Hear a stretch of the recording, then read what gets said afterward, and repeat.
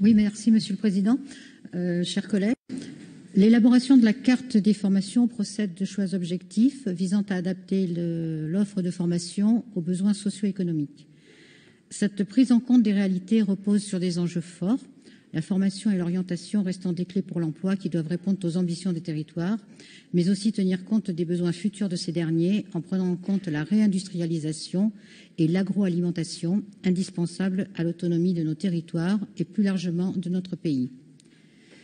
Aussi, une plus grande concertation ne serait-elle pas nécessaire pour éviter la concurrence entre les lycées professionnels et les CFA ?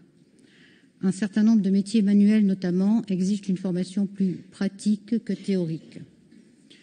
Si l'on prend l'exemple des métiers de la coiffure, les formations en lycée professionnel sont moins recherchées puisque les propositions d'emploi iront très majoritairement vers les apprentis en CFA.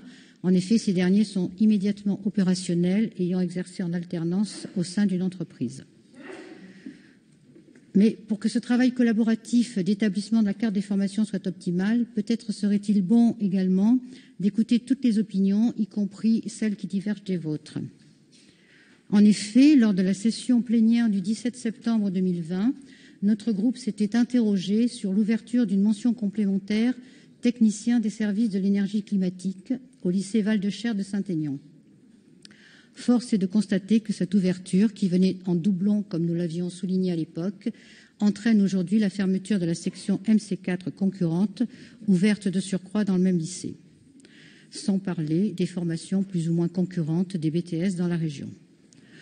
Aussi, faut-il se poser les bonnes questions en anticipant les besoins des entreprises du territoire et ne pas s'enfermer dans une idéologie sectaire qui veut coûte que coûte imposer toujours plus de formations sur les énergies renouvelables au détriment des filières électronucléaires. C'est pourquoi, si on peut se féliciter de l'ouverture de la Maison des entreprises et de la formation inaugurée à Mer le 19 septembre dernier, on ne peut que regretter l'absence de la région dans le financement, comme l'a d'ailleurs souligné Pascal Huguet.